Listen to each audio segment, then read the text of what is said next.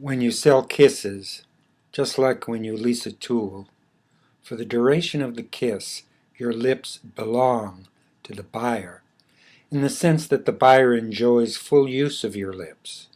They don't belong to you, the vendor, except legally. During the brief or prolonged period of the sale of the service, you alienate your own lips.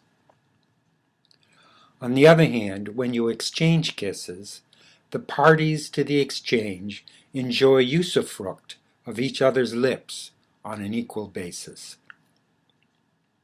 Criticism of capitalism. One hand steals money from the pocket of the other hand, as if the pants legs weren't sewn together at the crotch. Under capitalism, the value of labor power, sold for a definite period of time, is less than the value created by its use during that time. If one man gathers wood and another strikes a match, who does the fire belong to? The capitalist pays for the right to dispose of our living labor power as he or she sees fit. He rents us by the day. We sell him the time of day. But he won't buy our time unless we give him a bargain, unless we throw in a couple of extra hours for nothing. And in a world where capital monopolizes labor, that is, in a world where we cannot sell our labor to non-capitalists, to buyers of labor power who will pay us hour for hour the equivalent of our worth, because if they did so, we and they would automatically be equal partners in the enterprise. But such equality, stigmatized as communism and feared and hated by capitalists as much as in an earlier age infidels were abhorred by Christians, and just as dogmatically, such non-capitalist buyers of labor power don't exist. Consequently, we must choose between thieves, or become thieves ourselves instead of their victims. To throw in with thieves, with people fanatically bent on exchanging a perfectly good world for one not worth having, and thus are too stupid to befriend or be plundered by them. Is it any wonder, therefore, that we choose to head them off, to behead them?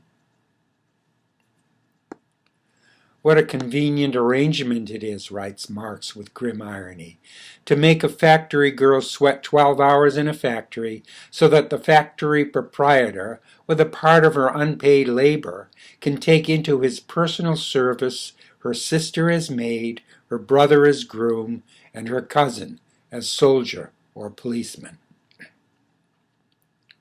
Quote, "The immediate producer, the laborer," explains Marx, "could only dispose of his own person, that is, sell his labor as if he and he alone owned it, after he had ceased to be attached to the soil and ceased to be a slave, serf, or bondsman to another. To become a free seller of labor power, who carries his commodity wherever he finds a market, he must further have escaped from the regime of the guilds, their rules for apprentices and journeymen, and the impediments of labor regulations." Unquote. Play only is holy. All else is churchy. A hard-on is a tool for fucking. The labor expended in producing a hard-on is indistinguishable from the satisfaction derived from the work. Here, as in all labor of love, work and reward happen together, like breathing. Works of love: fucking, shitting, pissing, eating, sleeping, killing, thinking, feeling, dancing. Works of hate: fucking for a living, shitting for a living, pissing for a living, eating for a living, sleeping for a living, thinking for a living, feeling for a living, dancing for a living. What's so bad about making a living? About someone paying you to repeat a performance ad nauseum instead of ad libitum?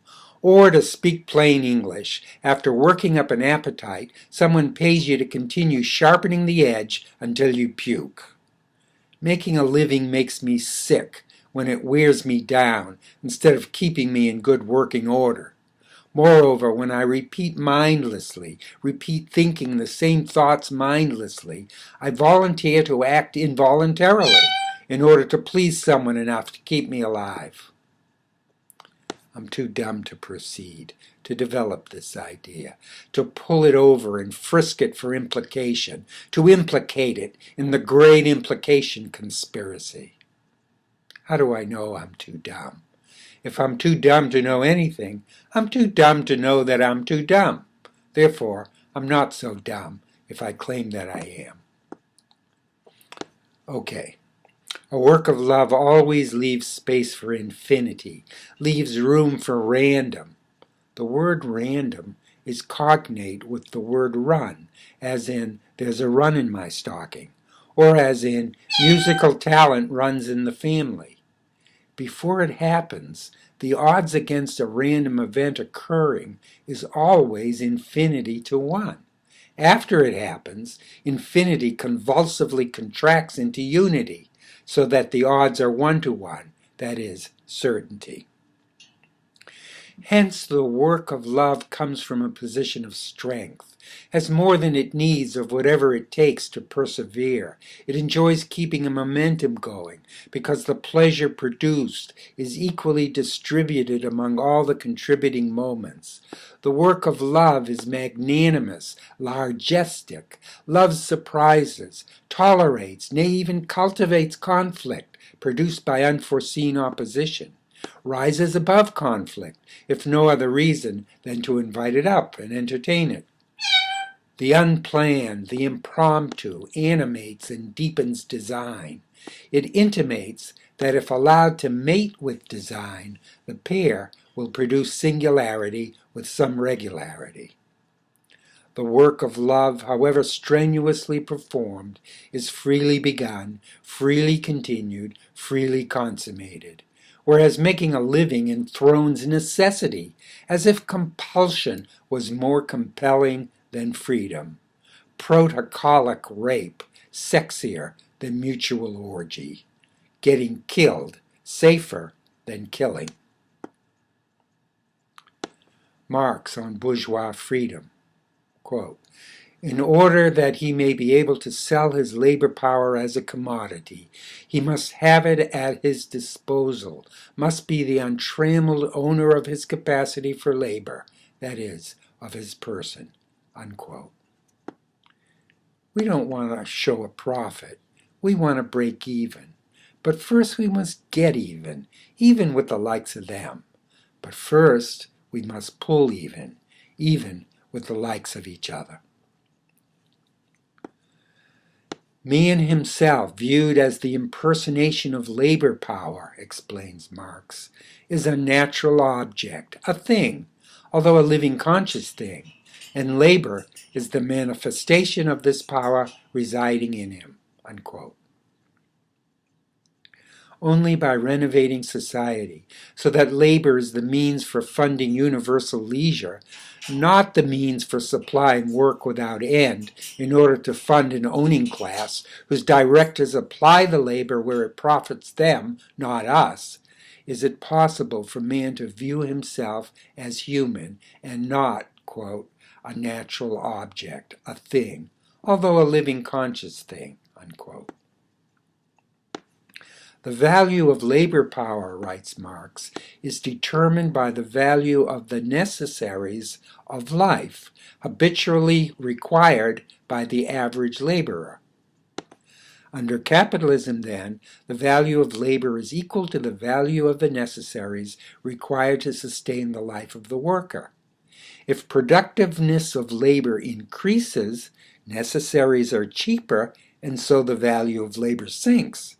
If productiveness decreases, necessaries are dearer, so the value of labor increases. The faster you work and the more you produce, the less you're worth. The slower you work and the less you produce, the more you are worth under capitalism. Having brains is a nasal condition. Smell logic. Smells like hell, like heaven, but by God, not scentless. Scentless is senseless. Has no smell, makes no sense. Even eternity, that smokeless house, smells like soap. The American peasant proprietor, writes Marx, referring to small independent farmers, is but a serf who does enforced labor for himself instead of his lord, unquote. In another passage, Marx explains how this split between serf and lord, worker and owner occurs. Quote, the independent peasant or handicraftsman is cut up into two persons. As owner of the means of production, he is a capitalist. As a laborer, he is his own wage labor. As capitalist, he therefore pays himself his wages and draws his profit on his capital. That is to say, he exploits himself as wage laborer and pays himself in the surplus value, the tribute that labor owes to capital. In still another passage, Marx describes the law that determines this splitting of a person into two opposed economic functions. Quote, separation between the class of workers and the class of owners appears as the normal relation in capitalist society. Where, therefore, it does not in fact apply, it is presumed. For in this society, unity appears as accidental, separation as normal. And consequently, separation is maintained as the relation even when one person unites the separate functions. This is true, you see, in class society, where class is always dual and opposed functions. Back to the quote. Here emerges in a very striking way the fact that the capitalist as such is only a function of capital, the laborer a function of labor power. For it is also a law that economic development distributes functions among different persons, and the handicraftsman or peasant who produces with his own means of production will either be gradually transformed into a small capitalist who also exploits the labor of others, or he will suffer the loss of his means of production and be transformed into a wage laborer. This is the tendency in the form of society in which the capitalist mode of production predominates. Let me repeat. When the day of slavery catches up with a man, wide-seeing Zeus takes away half of his mind. Odyssey, Book 17.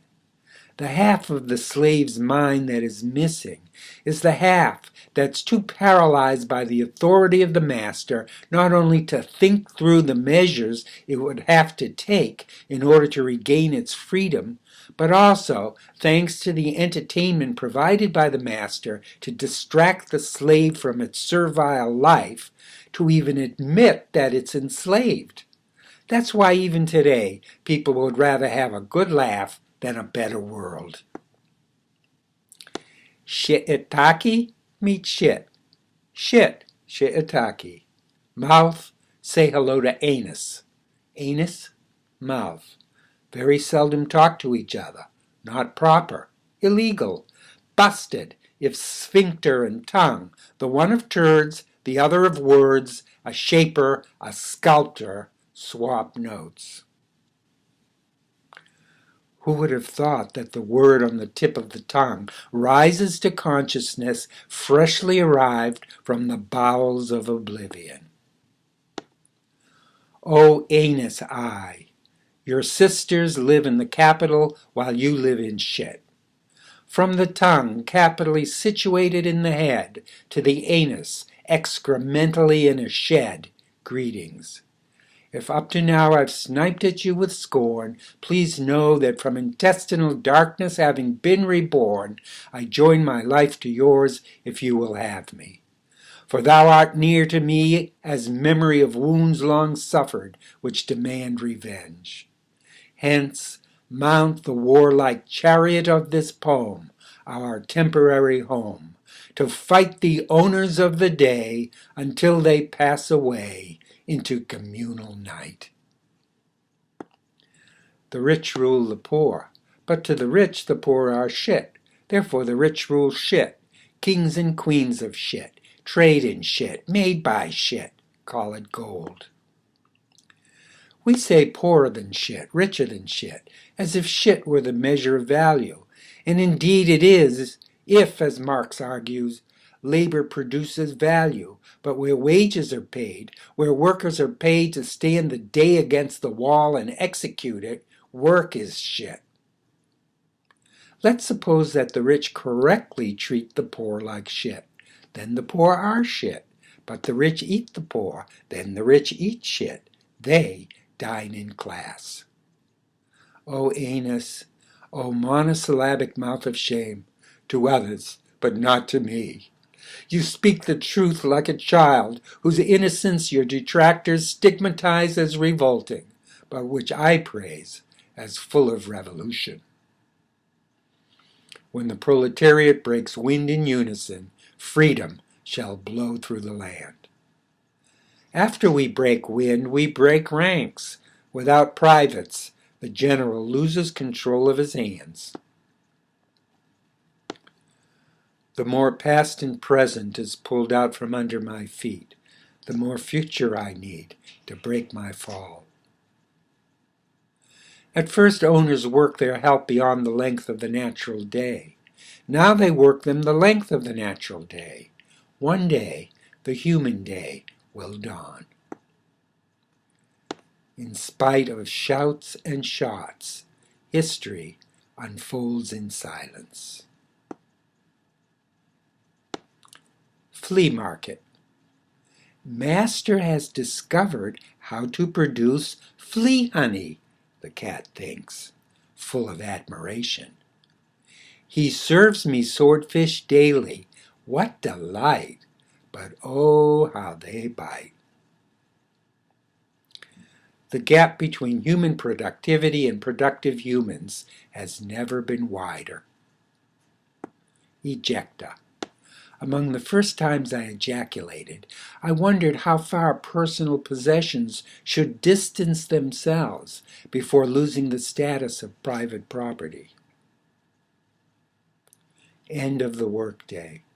The sun goes down, dragging my body behind it, while I look numbly on, like a child in the attic, watching the movers arrive.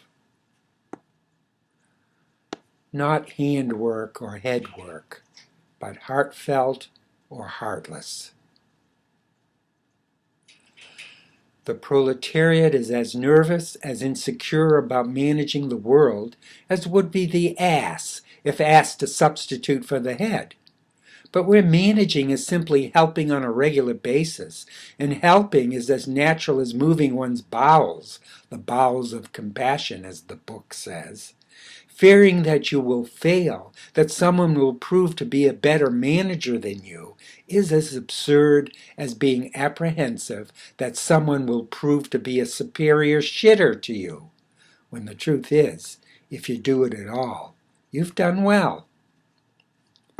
Money is like shit. If you don't make any, you die. But since all shitters are equal, qua shitters, as the philosophers say, I say, share the day, share the pay. At first we work for ourselves. Then, having been conquered, we work for others. Finally, having conquered our conquerors, we work for each other. Does the cat feel the flea same way as I, clenching, cleated, imposing imp? The flea boasts that it owns a fleet of cats. Should we dismiss this as mere flea talk, or is there something to it? After all, the flea lives off the cat without living with it. I mean, the personal history of the cat, that is, the narration of its daily life, supposing it could speak, and the personal histories of the fleas which infest it, supposing that they likewise could record the events of their lives, are interconnected by occurring in the same place at the same time, but are essentially estranged from and indifferent to each other, because the cat, only of necessity, never voluntarily includes the fleas in its history, nor do the fleas include the cat in their histories, except of necessity, never voluntarily. And even though they live on top of each other, their histories are as alien to each other as a man and a pig, both born on the 4th of July, the one celebrating by eating pork roast, the other by working on his birthday. The fleas also claim that God is a flea, and that the cornerstone of flea religion is, "Thou shalt not kill," fleas. Cats who don't kill their fleas are rewarded by being inducted into the ranks of fleas as honorary parasites.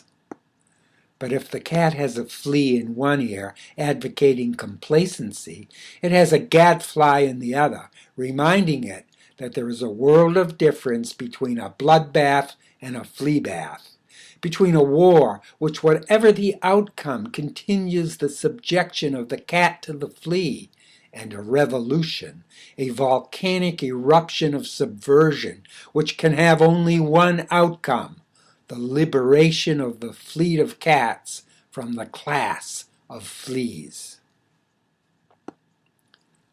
The thief. The loot. Suppose the loot is the people, the proletariat, whose productive power has been stolen. The loot becomes aware of itself as stolen goods. It asks the thief to return the loot to itself. The thief refuses. The loot calls a cop.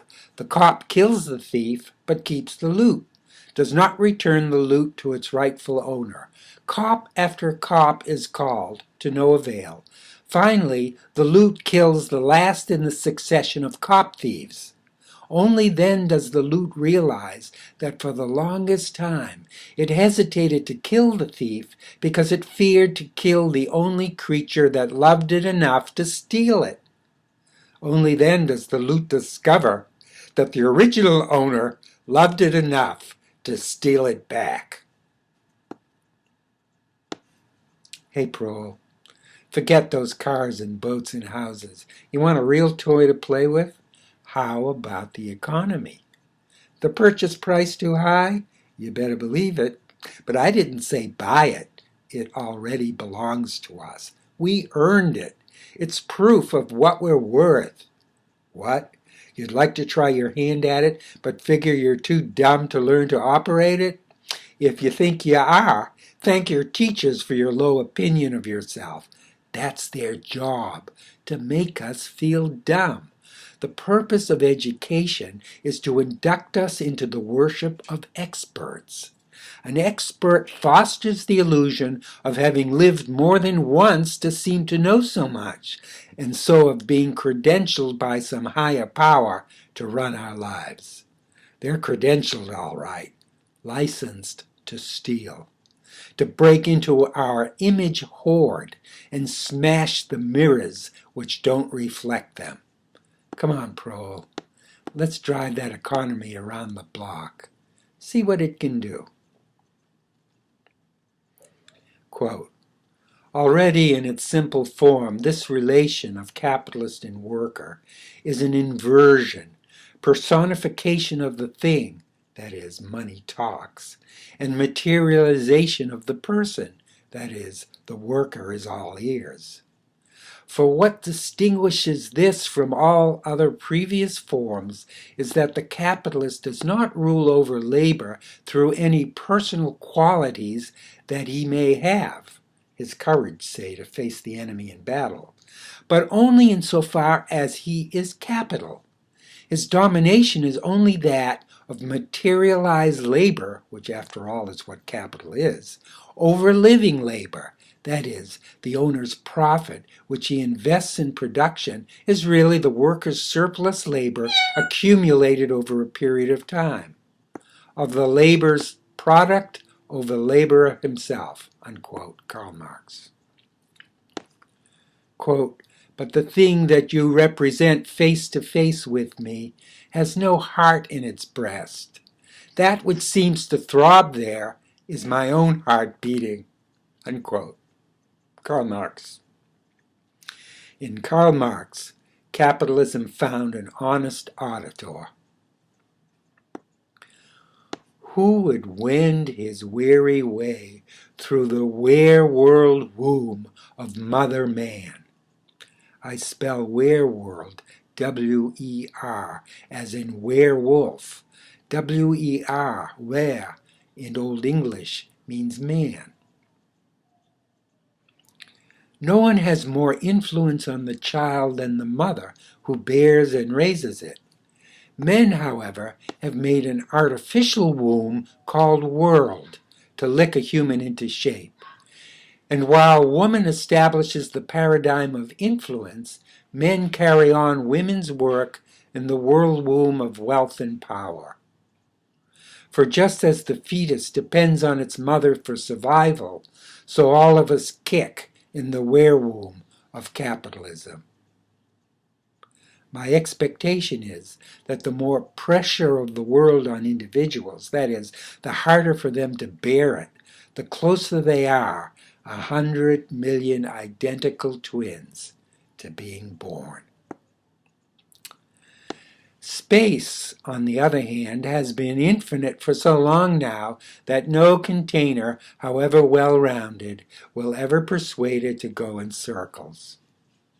Herman Melville writes somewhere that the last two infinities are sea and sky. Well, pollution has put an end to the infinity of the sea. Space alone remains as evidence of an infinity beyond comprehension, and hence serves as the basis for a restoration of spirituality. Without poetry, philosophy cannot speak freely. Without philosophy, poetry cannot speak fairly. At first, individuals are like cells which circulate in the bloodstream of capitalism and nourish it. But the cells begin to collect. Capitalism is infected. The cells form tissue. Capitalism is sick. The tissue overcomes an organ. Capitalism is dying. The tissue throbs with life. Capitalism is dead. But not before the creature is born, which must kill its host in order to live. Quote, to the capitalist, labor power is so much timber to be sold. To the worker, a living tree that shades and protects, bears fruit, appears beautiful. Unquote, Karl Marx. The artist is transitional between the opportunist and the revolutionary. Brich den Frieden mit der, brich mit dem Werke der Welt, strebe, versuchte du mehr als das Heute und das Gestern, so wirst du Besseres nicht als die Zeit aufs Beste sie sein. Quote, break peace with yourself, exhorts Hegel. Break with the works of the world. Strive for, aspire to more than today and yesterday. Then you will be not better than the age, but the age at its best. Unquote. Talent. Accumulated labor transmitted from parent to child. Genetic Swiss bank account. One as soon separates the capitalist from his capital as the artist from his talent. Revolution simply involves withdrawing the accumulated capital, that is, surplus labor, from our savings account in the bank of wealth, and redistributing it equally so that we can all take off from work 1,000 weeks and get to know each other before we work together. Quote, we are living in a period of transition, advises Robert Musil. Perhaps if we don't tackle our profoundest problems any better than we have so far, it'll go on as long as the world lasts. But still, if one is set down in the dark, one mustn't be like a child and whistle to keep one's courage up. And it's only whistling to keep one's courage up if one behaves as if one knew how to behave in this world here below. You can bellow for all you're worth, but it's still only from fear." Unquote.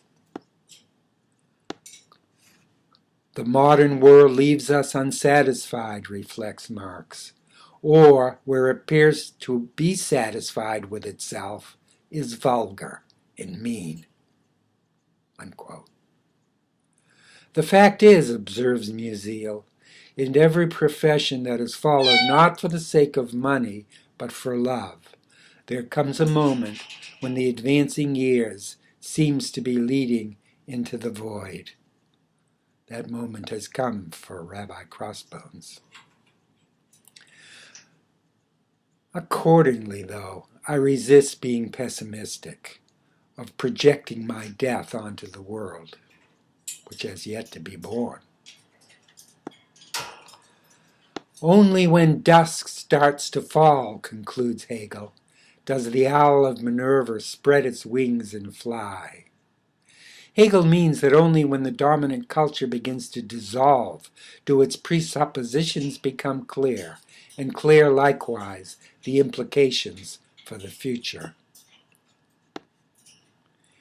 It is reality that awakens possibilities, writes Musil, and nothing could be more wrong than to deny this.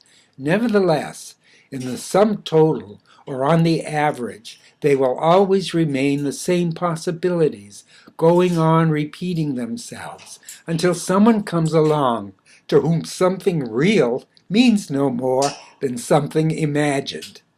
It is he who first gives the new possibilities their meaning and their destiny. He awakens them. Unquote. According to Ulrich's conviction, writes Musil in The Man Without Qualities, all that was actually still missing was only the formula, the particular terms in which the goal of a movement must express itself in some lucky moment just before it is reached, so that the last lap of the journey can be done at all. And this expression is always a daring one that cannot be justified in the state of affairs as yet prevailing. It is always a combination of the exact and the inexact, or precision and passion, unquote. Philosophy and poetry. The final goal is the ultimate abolition of the wages system, Karl Marx. And seconding Marx's conviction is his contemporary William Thompson. Quote, "The constant effort of what has been called society has been to deceive and induce, to terrify and compel the productive laborer to work for the smallest possible portion of the produce of his own labor. All the physical materials on which or by means of which his productive powers can be made available, being in the hands of others, with interests opposed to his, and their consent being a necessary preliminary to any exertion on his part, must he not always remain at the mercy of these capitalists for whatever portion of the fruits of his own labor they may think proper to leave at his disposal in compensation for his toils?" Unquote. Karl Marx on alienation, quote, "The raw material that labor works on is alien material because owned by the employer. Its labor occurs only as the accessory to their substance, that is, capital owns and controls the whole show, and thus labor objectifies itself in what does not belong to it, that is, in the product. Even living labor itself, that is, the actual time spent and energy expended at work, appears to be alien, that is, to belong to the employer, as opposed to living labor power, that is, as opposed to the worker as a person, whose labor it is, whose own manifestation of life it is, since it has been ceded to capital in exchange for objectified labor. Labor power behaves toward labor as though to something alien, that is, as if the time spent at work, and hence his life while working, belongs to someone else. And if capital felt inclined to pay the worker without obliging him to work, the latter would readily accept the offer, as if the worker had lost interest in himself to the extent of preferring to do nothing than to feel sold out or to do something creative. His own labor and also his orientation, that is, the manner in which science prescribes the work, a science in which the laborer takes no part, is just as alien as the material, instrument, and labor, as alien property. When production is finished, labor is impoverished because of the vital force that it has expended, and yet the drudgery has to begin again, the purely subjective labor power, that is, the worker's mind and body, being divorced from its means of existence, that is, from food, shelter, clothes, insight, research, discovery.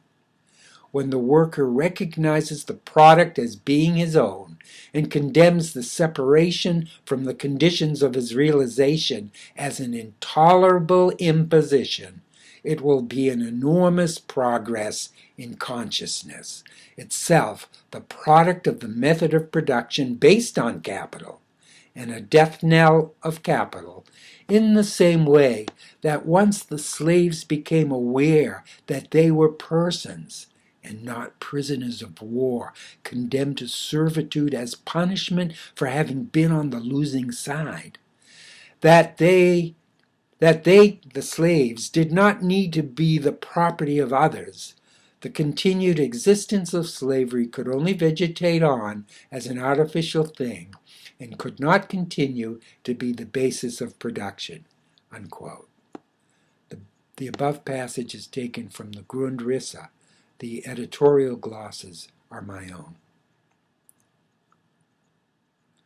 But just as little as better clothing, food, and treatment, and a large peculium, that is, allowance, do away with the exploitation of the slave, so little, Marx reminds us, do they set aside that of the wage worker.